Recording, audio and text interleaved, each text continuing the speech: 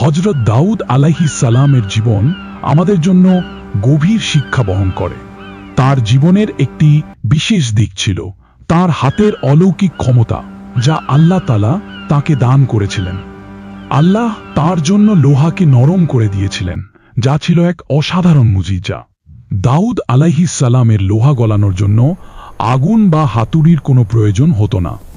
তিনি যখনই লোহা হাতে নিতেন, তখনই তা ময়দার মতো নরম হয়ে যেত।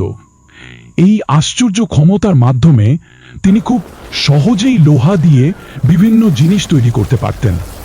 বিশেষ করে তিনি নিজের হাতে শক্তিশালী বর্ম ঢাল তৈরি করতেন, যা মানুষকে যুদ্ধে সুরক্ষা দিত। এই ঘটনা আমাদের শেখায় যে আল্লাহ যাকে চান তাকে বিশেষ ক্ষমতা দান করেন। দোস্ত, তুমি যদি আল্লাহকে ভালোবাসো, তাহলে কমেন্টে আল্লাহ নামটি টাইপ করে দিও।